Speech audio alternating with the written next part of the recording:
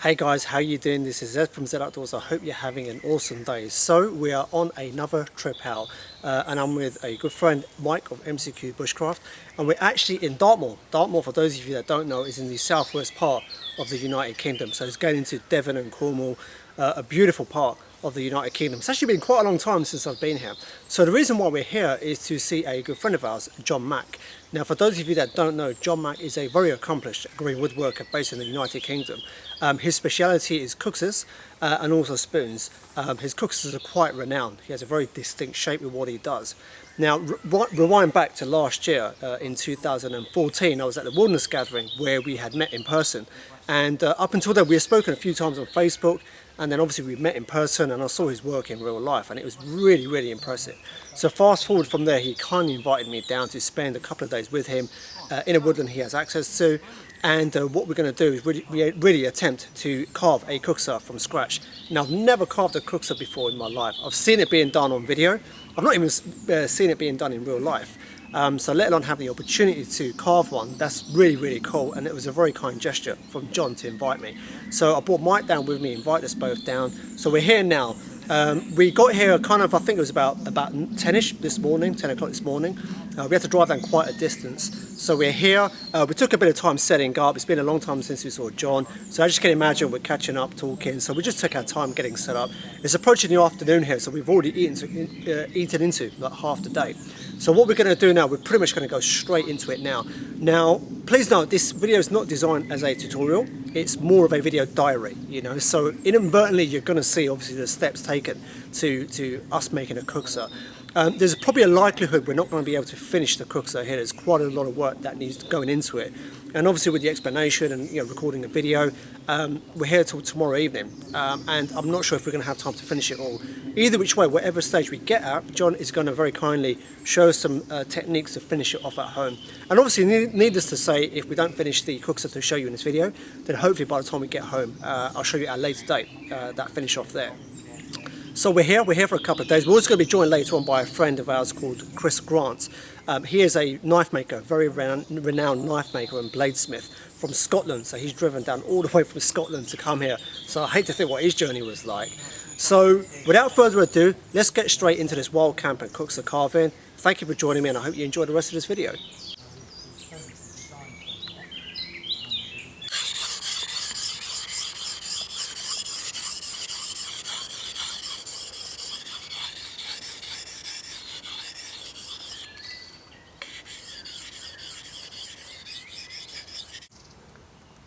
Give it a little go on there. So here we go, the man himself, John Mack. How you doing, John? How'd you do? I'm pretty good, thank you very much. Excellent stuff, man. A little bit frazzled. I've had 3 days of work putting the camp together. I was about to say, man, this is an amazing setup. I want to show you guys a bit later on, but John has done a very impressive job here, setting up a parachute. Are we predicted a bit of rain, aren't we? Well, yes, it may rain. It's Dartmoor. It could be sweltering heat and a bit of rain and thunderstorms and lightning and the rest of it.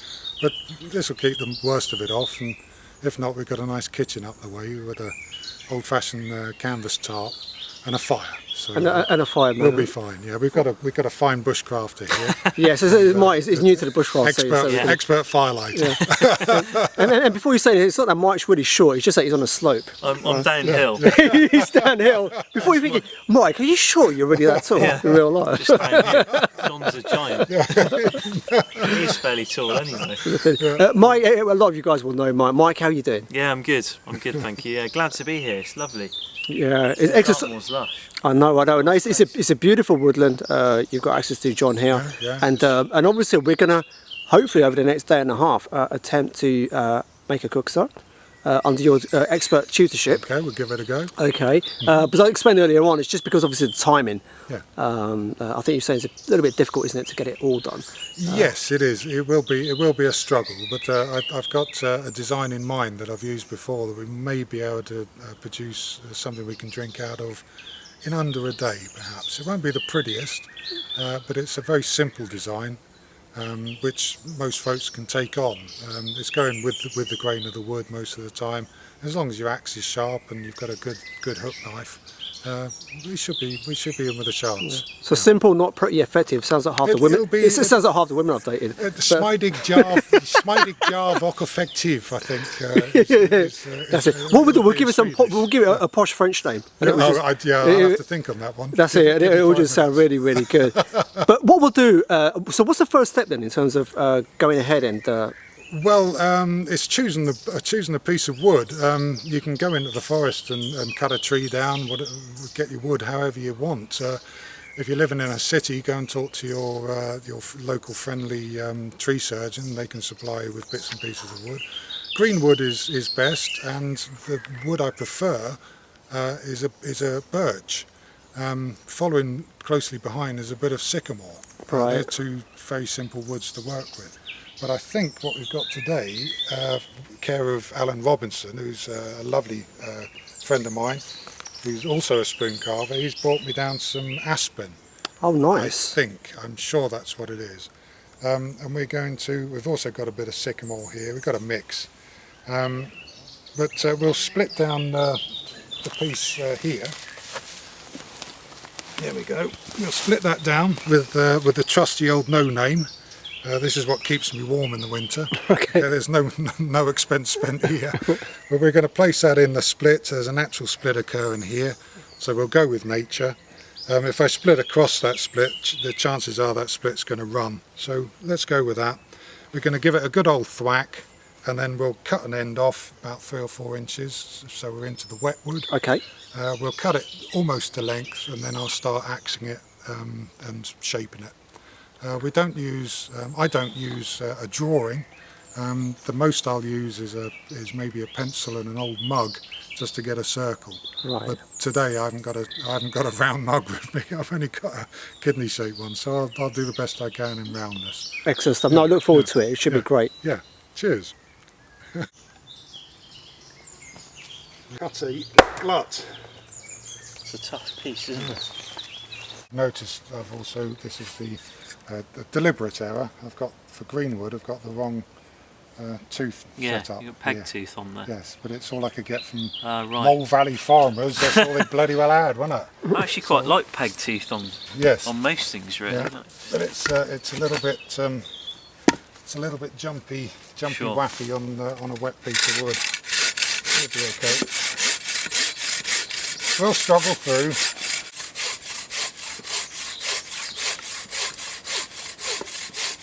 And then the neck, and that will lose that quite simply. Bark off. So John, obviously we split this in half. Yeah. I caught you mid-flow there in concentration. Yeah, that's okay. I won't look at you because I'm kind of concentrating. Yeah. So it's just something we were talking about just off camera then. So when you're going about carving a cooksa, there's obviously, you said you can carve in through 2 different sides, didn't you? From the outside in and the inside out. That's right. Well, you can utilise the natural shape of the wood. So this is the bowl shape. Right. Or you can invert it and impose your own shape like this. This way up is supposed to be stronger, although I haven't personally experienced any difference in the 2 styles. Okay. This style is a little prettier to the eye when you see the finished product. But today I'm going to use this as a guide for my eye to get the shape in. So I won't be farting about, if you see what I mean. Okay. Okay. And So, what are we? this is a nice piece of sycamore. I split a piece of wood earlier on, which has ripped and delaminated. So we've put that down to experience, and I've picked up a nice piece of green sycamore, and we'll have a go with that. When you say delaminated, what do you mean by? The growth rings came apart. So rather than splitting radially, part of the tree itself has come apart. So this growth ring here gave, which means we ended up with sort of semicircles of wood.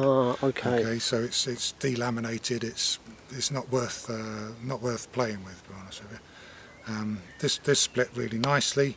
It's a tried and tested piece of wood, the sycamore, and we should get a good result from it. And so what you've done now, you've now taken the bark off. Yeah. Is that why is that? Is it once again to get a clearer definition of the shape? Yeah, to clean it up, to find out if there's any any marks in the timber, anything, any branches coming out, any problems that we may encounter. So take the bark out, off, have a good look, find out what's inside, and from there you can start feeling the wood, and you can start sort of start to kind of conceptualise and visualise that's right. the Just letting your artistic juices flow. A lot of my work is to do with touching, feeling, and interpreting a shape. So I carve minimalist shapes. They're beautiful, but they're not overly worked. So they're tactile. So I have to feel the wood. Right. I have to feel the wood. There's other folks that make beautiful, complicated carvings, but I'm afraid I'm not at that level. I'm at a different kind of level, you know. Right, excellent stuff. So we'll see what we can make. What I'm doing here is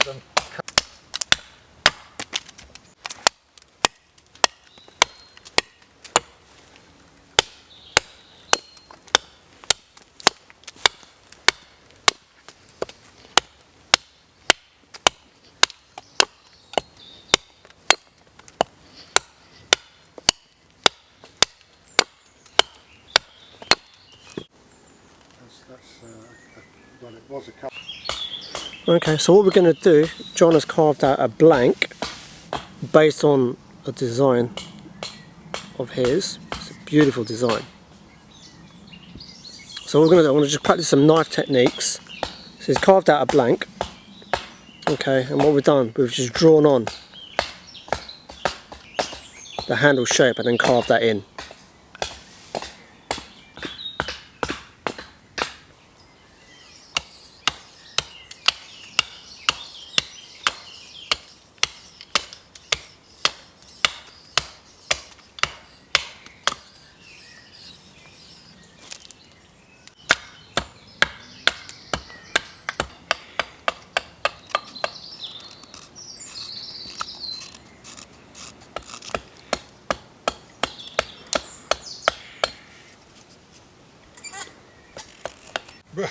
Yeah, sometimes.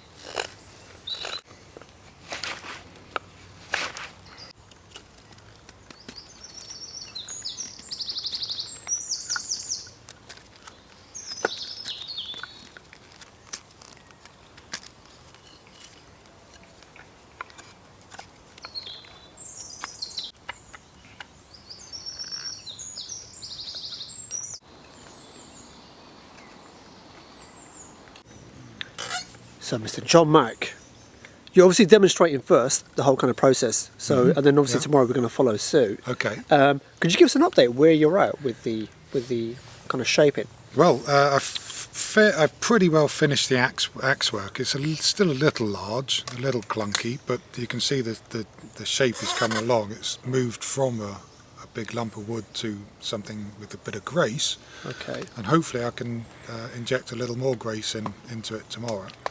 So it won't be long before we get a nice shape. Okay, we'll make this neck a little slimmer, and we're going to put a little head on the end here, just a stylized Art Nouveau type of head, if you like. And tomorrow we'll start hollowing it out with a hook knife. We'll see about getting it finished. I might be able to draw a drink out of it by tomorrow's end. Yeah, these things take a while. They take a couple of days to make properly. And some of my ale hens can take 3 or 4 days until I'm happy with it and put it down. But yeah, we're rocking on with this. We only started an hour or so ago, so we're doing okay. That is great progress. So most of this obviously is done with the axe, and then obviously you've done the general shaping with the knife, didn't you? Yeah, well I've done the roughing out with the axe, and then what I tend to do is pick the knife up from time to time and sort of finish it off, just to get a feel of what's happening. And now I can feel it and feel the weight, and I think it just gives me time just to run just to think. It's thinking time, really. And if I want to go back to the axe, I will, and I can. It's just the knife gives me a feeling of how we're coming along in shape. I just take little edges off. It gives me little clues on which direction to go, and using those techniques, we get there. A lot of this is feel, touch, look, a bit of style. So it's like making love, basically. It's just like making love to a beautiful woman. Yes. Hopefully it's not over in 5 minutes. It's like, hopefully it takes a lot longer. Yeah, absolutely. Right? So with the knife, right? Yeah. Do you know what? You were just showing off earlier with the handle, seriously, because that handle is absolutely spectacular. This one? Well, this is my own knife. This is a Macris bushcraft carver, and it's my design. I designed this some years ago, and I work very closely with a wonderful bladesmith called Chris Grant, and he lives up in Scotland and works in Scotland, and we collaborate over the Macris range of knives, and we sell these worldwide. This knife was made for me by Chris. As I say, it's my design, but this handle is stabilised birch polypore. That is incredible. It's a fungus. It's a fungus you find on silver birch, which you can use as a strop, and it has many other uses. And this one in particular is a stainless steel version of my Macris bushcraft knife. Was there a particular reason why you chose stainless steel? Because the handle won't rot because it's stabilised polypore. We decided to sort of make a Dartmoor version that wouldn't, because it rains here a lot. Right. We decided to make a Dartmoor version that would work well in the wet. Let's put it that way. But our usual Macris knives are made with 52-100 ball bearing steel, which is tough as. It's fairly easy to sharpen, keeps a very good edge. It doesn't the edge won't roll and it won't chip. But this one was a special to me. But we sell these, as I say, worldwide, and if a customer wants a stainless version, we're willing to make one up for them. That's incredible. Yeah. It's got our little logo on it with the M, the A, and the Chris Grant's signature at the end. So it's a Macris. Okay, so we're approaching the end of the first day, and this is where I've got to. So the shape here is actually on purpose. It's a design by John Mack. So this bit here, I've just got to finish it off. Now the reason why we're doing a spoon, it's because it got quite late on the first day. We're just kind of getting into the ease of it, and obviously John's walked through a lot of the process. So what we're going to do tomorrow, we have a full day ahead of us, and that's where we're going to go ahead and do it. So right now it's kind of pretty much winding up to an end. It's kind of approaching the evening. So what we're going to do now is pretty much get the firewood on and just settle down for some dinner. Like I said, we'll have a full day ahead of us tomorrow.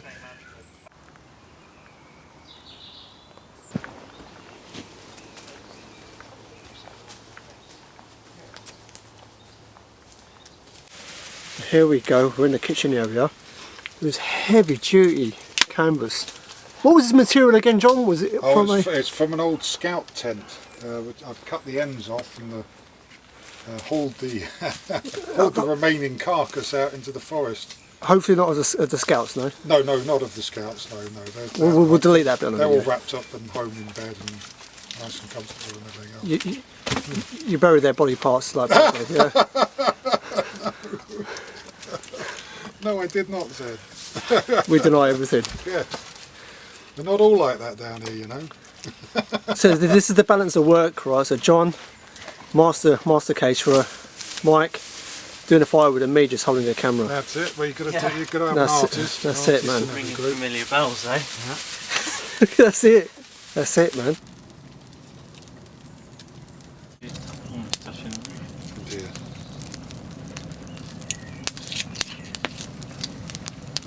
Sort of warning in case you start talking about jobs and stuff.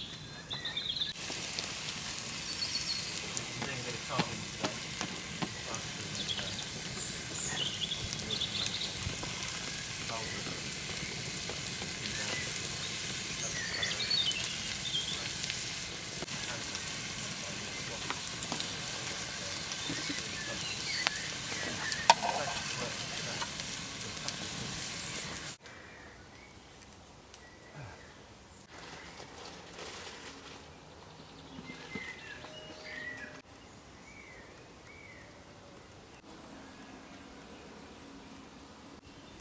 Okay, so dinner is being prepared. While I'm doing that, I'll just quickly walk back to base camp to show you the setups. I know people are always interested. So this is John's setup. This is a Robin's top. Not actually heard of that before. Diamond configuration. So this is set up here. This is I'm trying to remember the name, even the pronunciation, sorry. It's, see if you can read that. Let me try and zoom in. Oh, sorry about the zoom noise, there you go. It's that one there. And there you go. So he's used that as a bit of a cocoon.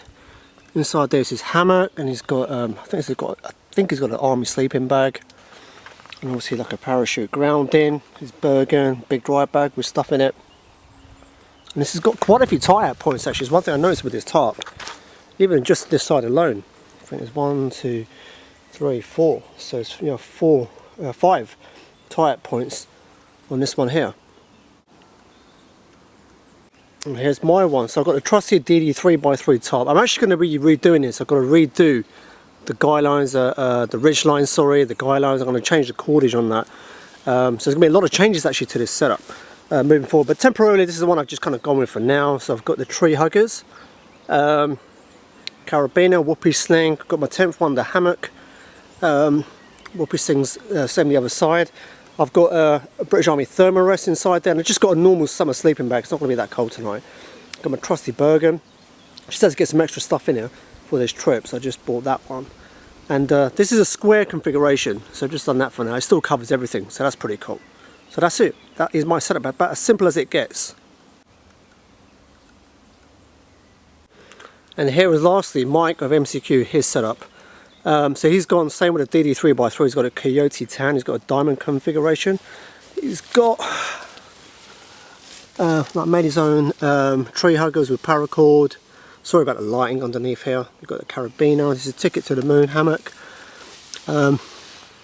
Always very neat, organised. There goes the ticket to the moon, and that's it. That's his bag hung up. Obviously, before at night time he'll kind of cover that. So obviously that's all covered up, and that's it. That is Mike of MCQ's setup.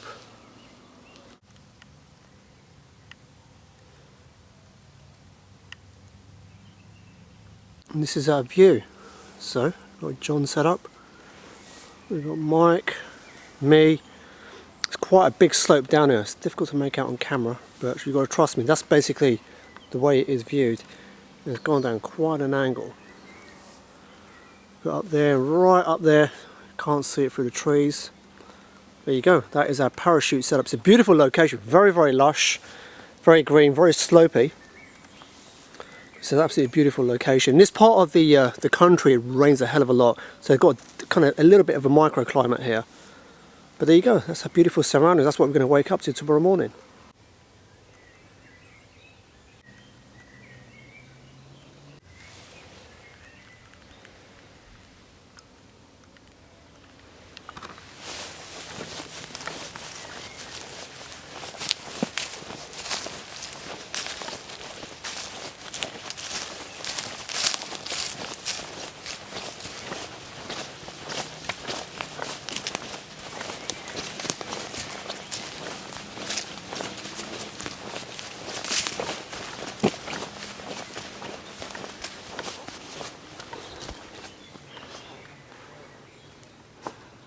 Exact same thing, cadets. Yeah.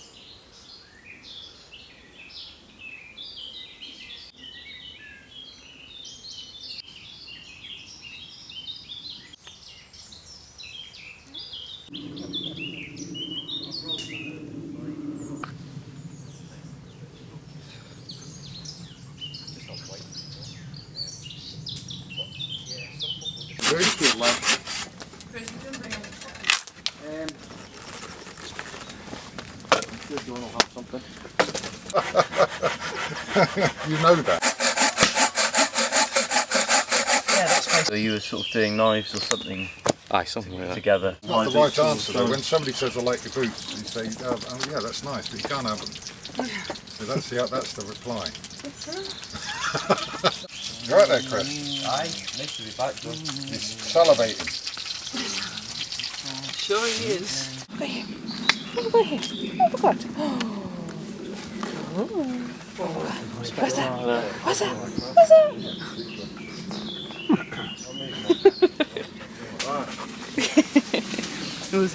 Where are you? And he's like, I'm here. And all I saw was the head. Lovely. So here we go, guys, that is it, day 2 now. So we got up quite early and we've been chatting all morning. We've been up early, had breakfast as you've seen. Chris Grant has turned up with his partner's left to go to somewhere else. We've had another guy, another very accomplished spoon carver, Alan, who we'll be introducing a bit later on. So what we're doing, this is day 2 now. Now we've spoken quite a bit, we've been sharing some skills, and we just haven't had a chance to record, okay, a lot of it, because it's been quite an intense discussion. So what we're going to do now, we haven't actually got long before we have to leave. So what I want to do, I want to kind of show you some of the work that obviously John has done. And the reason why I want to show a lot of that work is, kind of inspiration. I know there's a lot of you guys, including myself, who are quite new to spoon carving, or kind of getting into it, or are thinking about it. And it's good to see what the work of other people that they're doing, and kind of inspire you in terms of your own design, your own creativity, and so forth. So I want to show you some of John's work. I want to show some of Alan's work as well. He's done some incredible work. And I want to show some of the tools that Chris makes. Chris is a very, very accomplished knife maker and tool maker. So I want to show the work that he's doing as well. Now, hopefully we're going to get time to carve a cooksa because we haven't got long. So worst case, I'm gonna take the wood home and do some carving at home. But hopefully I'm gonna try and slip in still some carving with John and kind of work on that. Worst case, it's not gonna be finished now, I know that much. It'll be finished later on. So without further ado, let's get straight into day 2.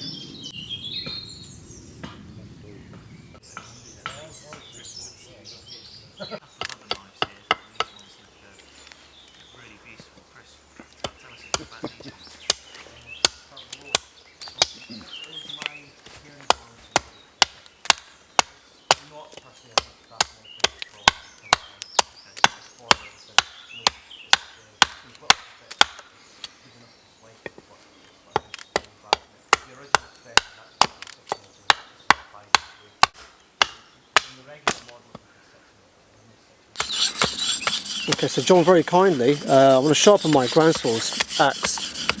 So John's kindly demonstrating the best way to go about it. So John, what are you using here? Is it a Japanese waterstone? Yeah, it's a waterstone I got from Workshop Heaven, Matthew Platt at Workshop Heaven. He kind of sends me equipment from time to time.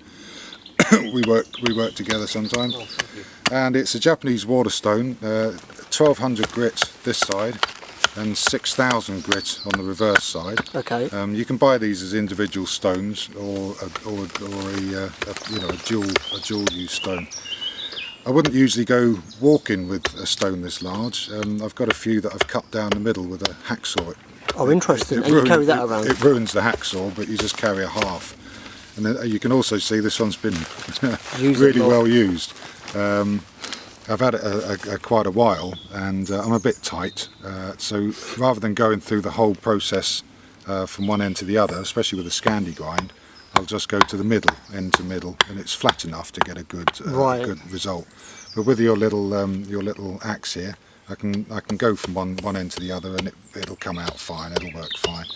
But yeah, it's come to the point now that needs cutting in half with a hacksaw and pop it in your pocket for your bushcraft weekends and stuff. You need to pop a bit of water on these stones. They're very popular, they're a very good stone to use, quite simple, and they're superb for a Scandinavian grind knife as well. It's very easy to sharpen using this stone. So what angle are you holding it at? Well, I haven't a clue. It's all feel with me.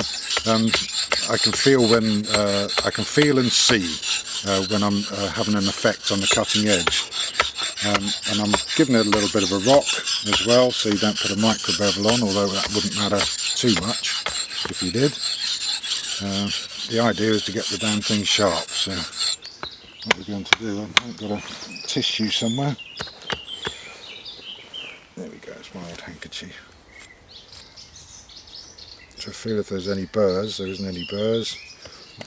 The beauty about metal is when you abrade it on a stone, especially a coarser stone, you can see where the abrasion has taken effect on the metal. And then if the abrasion has gone right to the very cutting edge, you've got the whole cutting edge onto the stone. Right. If it's still shiny from the last sharpen up to the cutting edge, you've missed the point. You've missed the whole sharpening experience. So that looks like I've taken the shine off right the way across the cutting edge, and it's feeling a little bit exciting now. And I'll just give it a couple more swipes. I don't do counting because otherwise I end up counting everything. And you should be able to just use your eye, to make sure that you're not going one-sided and creating a side axe. But that should be fine. You just wipe that off. I'll flip them over. This has been used yesterday to sharpen up a knife or two. So I'm going to use a little sponge. Just clean them off a little. So that's to clean off the It's the old slurry and the metal yeah. from yesterday's knives. Every time you sharpen a knife, a little bit disappears, and that black streaking is your knife. It's your metal. We use a Nagura stone. It's a very fine, hard stone that brings up the slurry on the fine side. You don't use it on the coarse side. Oh, okay, interesting. Only on the fine side. Right. Okay, so you see the slurry it's producing now? So to clean the slurry on the coarser side, you just soak that in water? Yeah, you just dish water onto it, a little bit of water, keep it moist so it's got a good lubrication so the blade will move up and down the stone. And what you're using here, you're making metal polish really. So this here, you could sell that as metal polish. It's very fine. It's a very fine slurry. Okay, and that will do two things. It will lubricate the stone. It'll abrade the stone, but in a very fine fashion. Right. And it will clean the pores of the stone. Okay, as you're sharpening. All right. You put a little bit of water on. Yeah. And then we polish them up. I love the handle. You have to be a bit careful on this side because you can catch the stone and put a little dink in. I've done it before. It doesn't really matter. It soon disappears. Just don't be too scared. Other stones are available. It's just that this is so easy to use with a Scandinavian grind, which is what I use in my carving knives.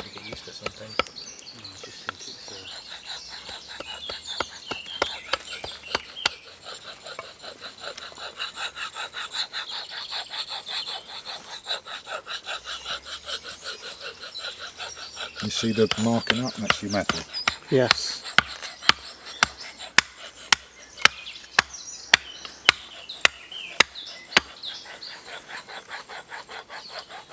Yeah, I'll do. I'll make a cooksa.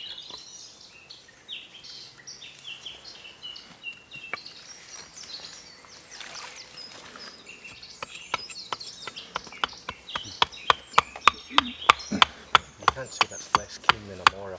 There's no difference in the How's that looking? Okay, that's looking pretty good. So do you bother with a leather strop at all? We can do. I'll show you a different way of doing it.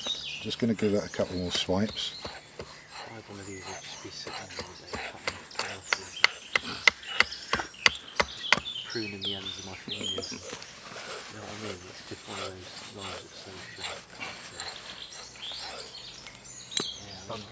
It's got the same quality as a plain. Yeah, that's not too bad at all. The chrome You can use just a bit of end grain if you want.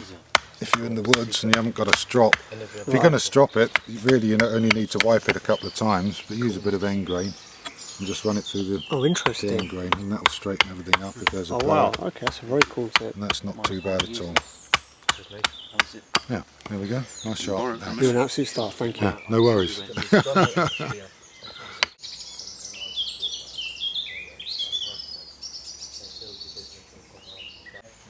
Okay, so I'm with John Mack. How you doing, John? I'm doing very well. Excellent. We're just taking a break outside now. Before it really starts hammering down with rain, I wanted to show some of John's work. These are your beautiful, beautiful crafts, aren't they? Yeah, That you absolutely. made here. Do you want to quickly talk through what you've got? So at the top here. Well, at the top we've got a design that I quite like. I really like Viking longboats. Okay. I like the style and the simplicity and the flow, the feminine flow of a longboat. And I've managed to come up with a style of ale hen, a drinking vessel. You can put beer in it or anything you want. That sort of, for me, encapsulates a ship and a goose and flight and all those things that I like. And it flows, it has beauty, and it's mainly simple. And I do like the simplicity of things. I like to keep things simple. It's my favourite design. I started off cooksa carving, and I wanted my own design of cooksa, and I made the beaver tail cooksa, which is often seen on social media. Lots of people have copied that design now. But I've kind of moved on. I still like the beaver tail cooksa, but I've moved on to these sorts of drinking vessels now. I've done a few different variants of this. I've done a few without the tail, so it's just a cooksa with a head. But they're all looking nice and flowing. This one's a shorter, smaller version. I wanted a little stubby jobby, and that's they're both carved out of birch. This one's a little bit spalted. It's just a slight fungal infection, if you like. Hopefully it's not catching. Making it sound like something you catch in your feet. But yeah, and it's a little stumpy version. I really like that as well. And I've coal rossed a little simple design into the top piece of planking. And you just use the tip of the knife.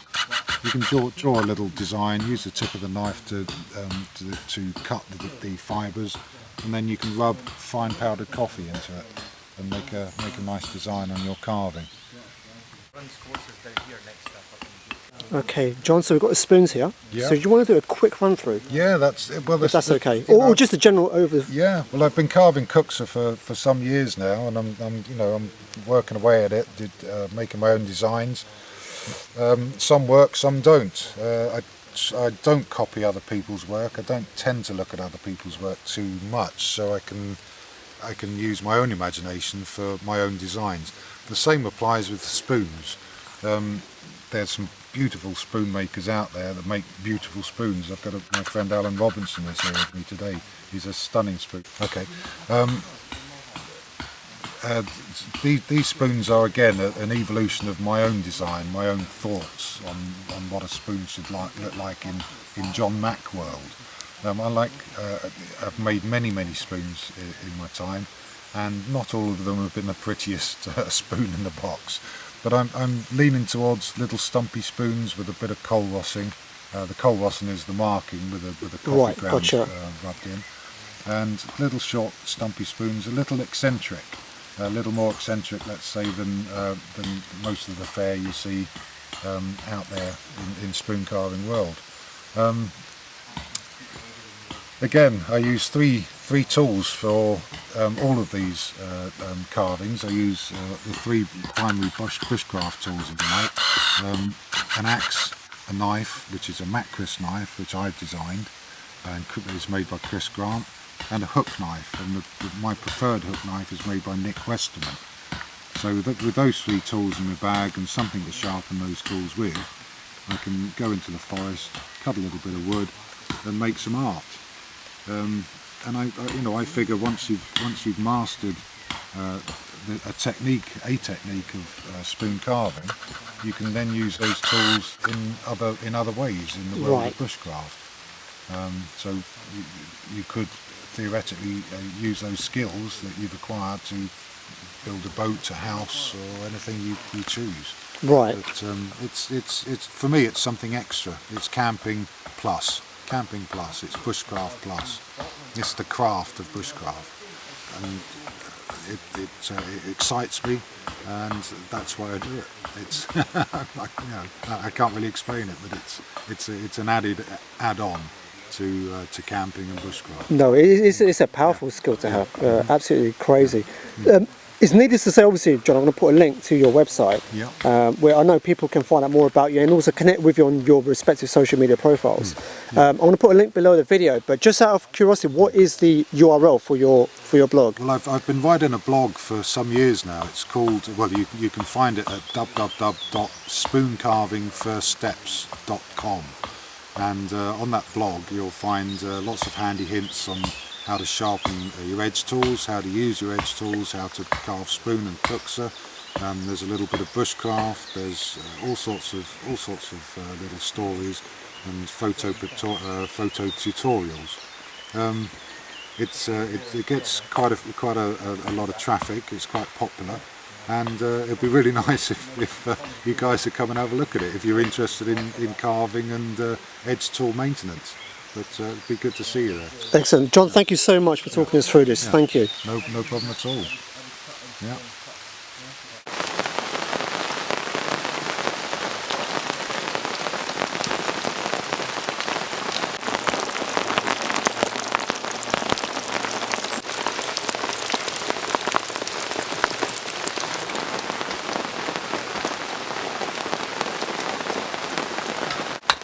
So here we are back in the parachute, just doing some carving, finishing off this spoon using the John Mack.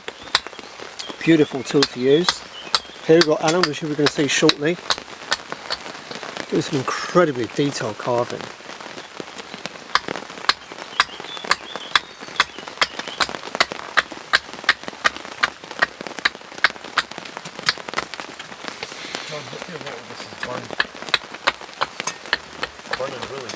Here we've got Mike.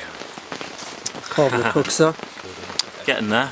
We've made some great progress actually. Yeah. So there's a lot of stock to take off, wasn't there? There's tons, yeah. It's about this big. So my shoulders are aching quite a lot. But So you're going to walk out of this course like Popeye basically. yeah, basically, I might just keep it like that. Use it Use as a it as a mallet. priest, yeah. But no, it's coming along all right. Just need to make the shape a little bit more elegant. Yeah, And, but it's coming along really, you've done yes. really well. It's a lot of work involved, isn't it? Making this style of cooksa. Yeah. I mean, it's a huge amount of stock removal basically. Yeah. So I've used a variety of different axes, just trying out different ones. This is one of Nick Westerman's. This one's beautiful actually, it bites really deep, and then I've got mine, the Wildlife Hatchet, and this one here, which is quite an unusual one, but it's got quite a nice head on it. And these aren't mine, by the way, I'm just showing them, these are other people's, but you can really remove a lot of material with that bad boy and just smack it into the wood, and That's an unusual shape, isn't it? Yeah. I've seen that one before. slush, it's really nice. Who's that head by, do you know? I have no idea. John, who's that head by? It's made by Humo Rosselli, Humo Oselli. a fella called Rosselli. Rosselli. Yeah, it's from Finland. Oh, from Finland. Right. Yeah. It's, Oh, interesting. It's a very nice axe. I love the sheath on that. It's a very believe- unusual sheath. Yeah, it Origin is. if it was him using a stone axe. Is that the origin of it? Stone Well, axe? so I was told, but that might just be a bullshit fairy story, I don't know. But, it's interesting. The Yeah. only thing that really doesn't work is the wee hammer on the back, it's crap. Yes. Looks like it's for putting in tax. And here we've got Mr. John Mack finishing off his Oh. spoon. With a prototype. With a prototype future knife, that is not for eyes of the public. Do you want to have a look? You sure? Yeah. Do you know what? It's up to you. If you're sure. This is a prototype of what? This is This is a Macris Evo, right. and this is a full-on bushcraft knife that was placed in my hand last night. Chris and I have been busily designing this over the last year, Right. and it's got the Macris handle, nice and comfortable, with a rather interesting blade, and it's a knife to use and abuse. I mean, we're going to batten that through some timber later on, and see how he stands up. But this is the first prototype. So Chris and I design knives and Right. sell knives around the world, but we won't sell them until we're very happy with the design. Right, So gotcha. As yet, this isn't available. Right, gotcha. Until we're happy. But you're giving it a fine work test at the moment then? So I'm just putting a little spoon together. It's carving well. It's not designed as a carving knife, but it's doing a good enough job. However, this is going to be a sort of a utility carving, bushcraft, skinning, you know, get your firewood going kind of camp knife. Yeah, nice and easy to sharpen. This is a stainless steel version. What's the name of the steel there? CPM 154. CPN 154. There we are. And isn't that a character at Star Wars? I think he is. Yeah, he's the squeaky one, isn't he? Yeah, He is, yeah. I think. And the Descended from 440C. Oh right. Yeah. 440C was refined to 154 cm. 154 cm was refined into CPM 154. There we go. Powder version. So I'm pretending right now I know exactly what Chris is on about.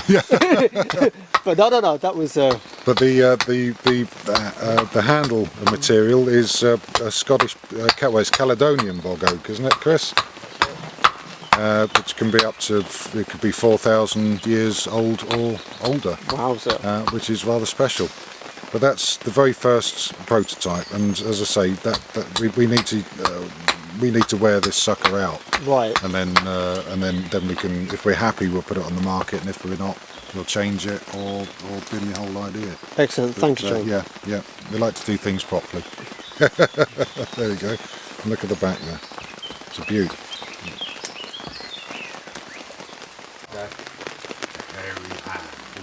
My only experience of Dartmoor. I'm not sold on the boundary things yet. Yeah, it's just like you're crouching. Yeah, it is. Yeah. Actually, when you're working around in the... Okay, so here we've got another gentleman, Alan. Alan, how are you doing? I'm alright. Excellent stuff. So apologies for the rain noise in the background, so we're going to have to speak a little bit loud. But Alan's a very accomplished green woodworker as well. We're just having a look at some of his wares. Let's start off with your cooksa. Okay. That is absolutely stunning. What wood is that from? That's older. Okay. Yeah. And is it a particular design that you've... This is a design I have copied from John Mack, Okay. who taught me to carve. It's a favourite of mine. Yeah. Oh, what's that, a beaver tail, yeah? It's a beaver tail, yeah. Excellent stuff. That's a beautiful design. I do like that. It must have taken a lot of work to get the actual tail part flattened and... Yeah. That's lovely. So how long did that take you to carve then, do you reckon? I'd say over a day, but I do it in stages. Right. As and when I have the opportunity.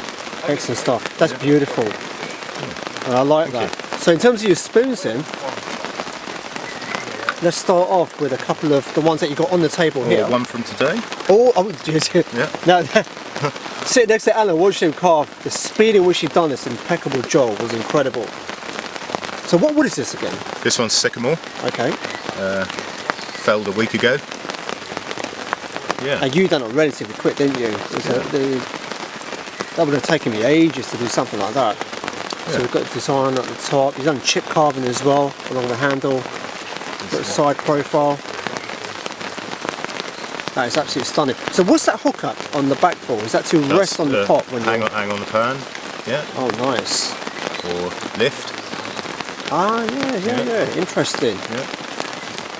That's a beautiful one, that one. Okay. And so the other ones, these are the ones you carved from before, isn't it? Yep, they are. These two are apple. Right. Nice. But these are the eaters that I've been working on recently. Beautiful. So how long typically does it take you to carve out one spoon then? Something like this? I can probably do a blank in an hour, 45 minutes to an hour. Right. And then I'll spend as long as I need to titivating it. Right. Excellent stuff. Yeah. There's some of the stuff in the pot here. Let's have a look at a couple of these ones. There's that one. Nice colours in that. Is it apple as well? No, that's I think it was a slow, but I'm not completely sure. It had dieback decay, which has given it that colour. Right. And yeah, lovely bit of wood. Excellent stuff. Yeah. You've got one painted there as well. Playing with paint, yeah. Beautiful colour, that one. What kind of paint is that you're using on there? That's it's I can't remember the name of it, but they use it on kids' toys, so I figured it's going to be safe. Right, gotcha. If you start sucking in your spoon, you should be alright. Yeah. Well, don't chew the handle. There's a scoopy one, that's a bit of apple. Oh, that's beautiful. I love the concentric Yeah. circles in the... Yeah, yeah. So with that one, am I right in saying you carve from the outside in? From the bark in? Yes, to get that's that right. effect? Yeah, totally. Yeah. These are all, like I say, they're all similar because they're what I'm working on at the moment. That's a nice bit of walnut. And that one there's another piece of alder, but a different piece. Right. A lot more orange in that one. That's stunning. That is excellent work. Well, Alan's helped me a lot actually, because I've been sitting here, carving away.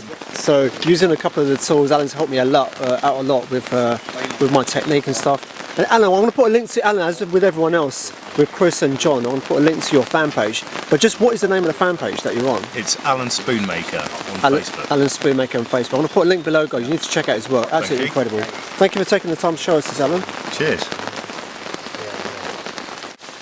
Okay, so we're just grinding to a halt with the final day, and this is what I got with the spoon. So this is actually a John Mack design that I'm just working with. So that's just the colour sort of spalted. It actually looks like a face, doesn't it? Right, anyway, so this bit, this is obviously got to be finished off. This is nowhere near finished. This has got to be cleaned up completely. This has got to be hollowed out. I've kind of got a profile there, that's not too bad. That's got to be cleaned up from the bottom there as well. So the top bit there, yeah, this bit I kind of messed up a little bit. This is actually supposed to be a point, but with my carving I got a bit carried away and took that off, so I just have to kind of shape that up. So there you go, man. So I'm going to finish it off when I got home, but that's what I got with.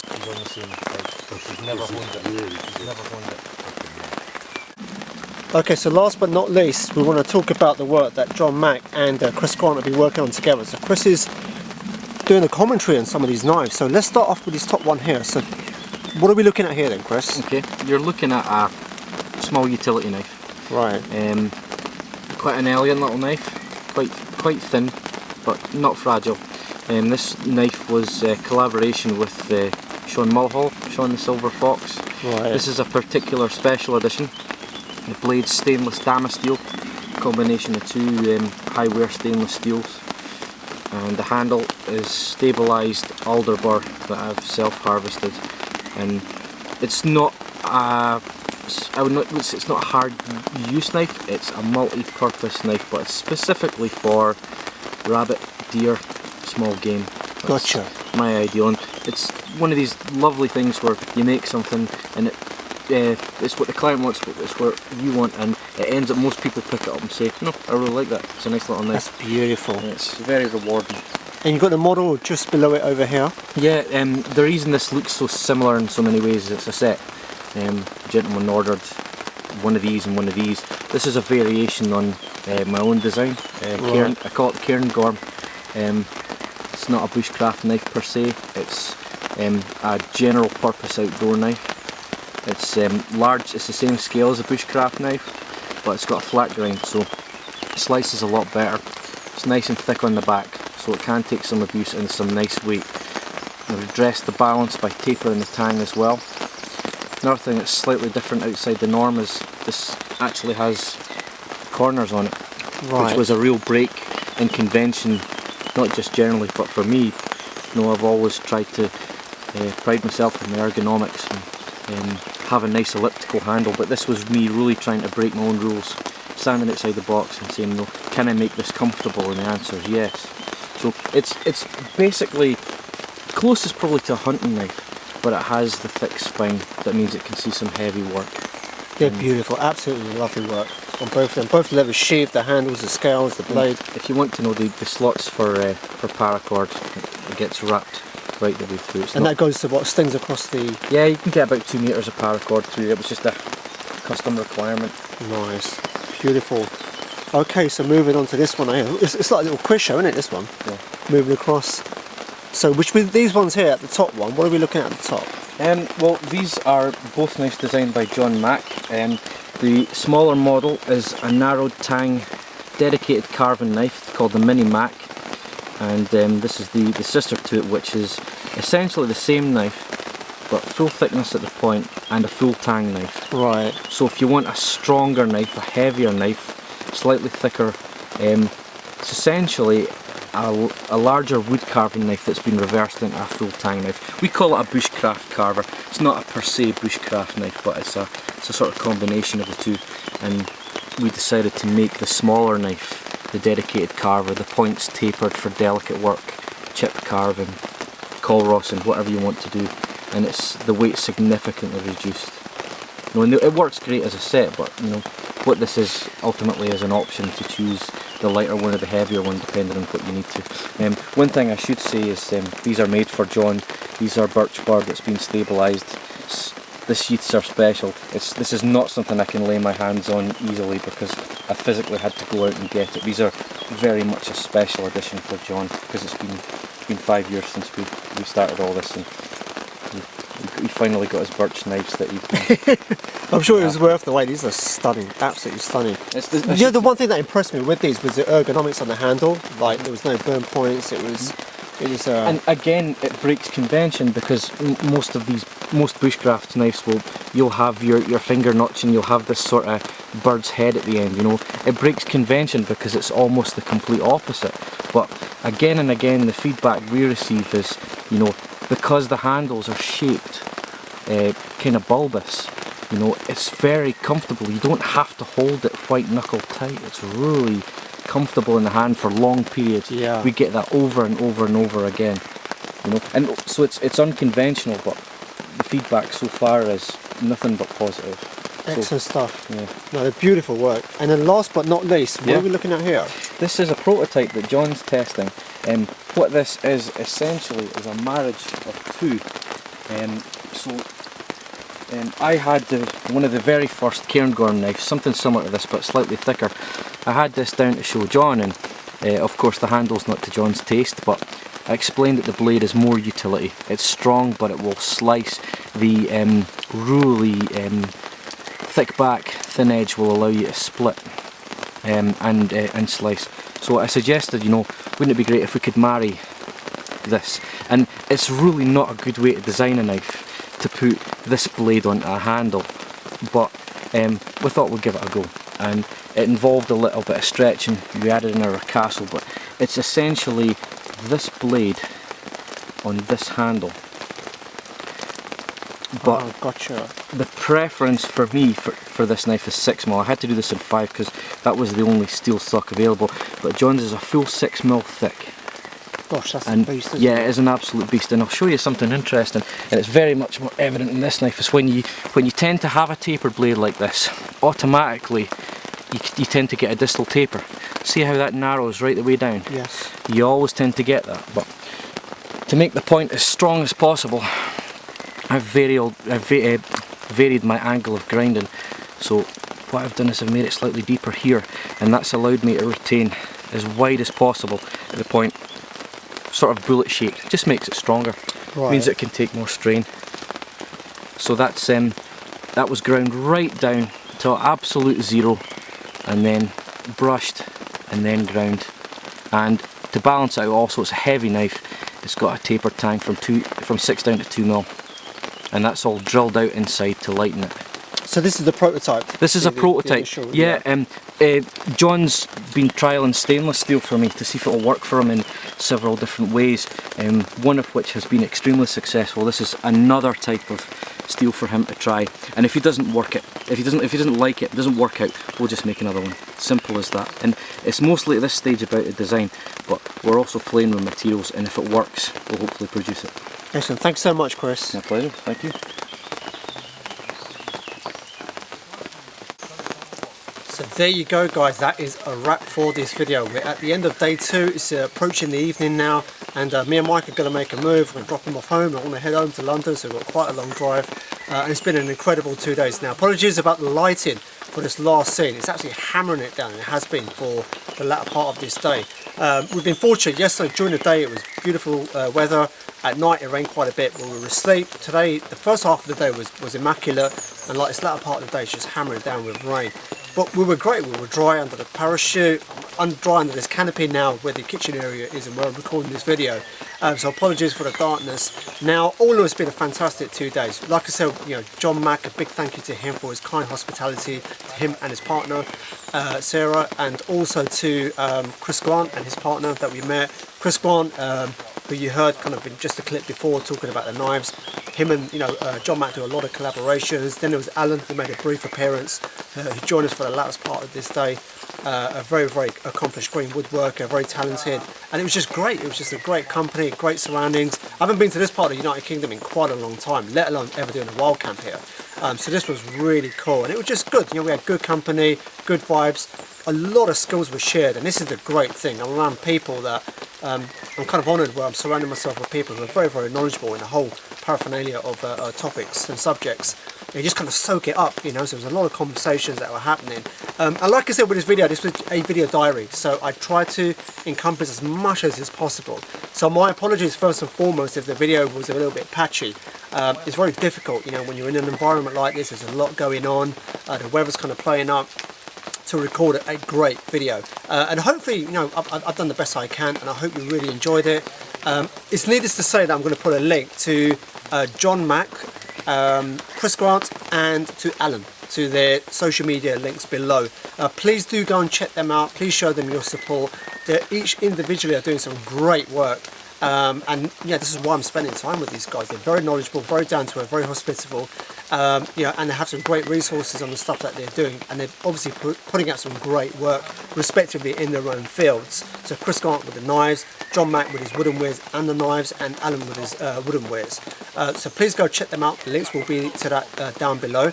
Also, I'm with Mike of MCQ. There's very few of you that are not going to be subscribed to his channel, but in the off chance you're not, I'm going to put a link to Mike as well below. Please go and check out his video. He's also done a video diary of this event as well. So it's good to see kind of two different angles from stuff that we're covering. So please do go and check that out. So if he's put the video out before, you know, I've kind of put this out, then I'll put a link to that video directly. If not, I'm going to put a link to his channel. Please go and check that out. I'm trying to think, there's always something you feel you've left out, isn't there? So hopefully I've covered everything. Like I said, I'll put a link to all of those guys. One final thing, that was it. I've taken some photos from his time out, and I've shared them on an album on my fan page. So that also, there'll be a link below. So there should be 5 links. I'm trying to remind myself here. So there's a link to John Mack, a link to Chris Grant, a link to Alan. Then there's a link to Mike of MCQ's channel, and then there's a link to the fan page, where obviously I'm sharing images. So there you go, that's a wrap. So a lot of links in it, lots to kind of close off, but I need to remember all of that. So like I said, everything's in the comments below. As always, I really appreciate you taking the time to watch this. I really hope you enjoyed this. I'm just trying to do my best here to share my journey into the outdoors, into crafts, into bushcraft, and taking you on that journey with me. We're kind of all in this together. That's my real kind of like peace and hippie love kind of statement, you know, signing out. So, hope you enjoyed it. Leave your comments below. If you haven't already subscribed, please subscribe to his channel. And as always, I hope whatever you're doing, you have a blessed day, a blessed week ahead. I messed that last bit up, haven't I? But I'm not going to edit it out. Let's do this again. It's been a long day. So I hope whatever you're doing, you have a blessed day. Almost messed it up again there. I hope you have a blessed day, a blessed week ahead. And as always, my friends, remember that life is a journey. This is Ed from Z Outdoors. Peace out.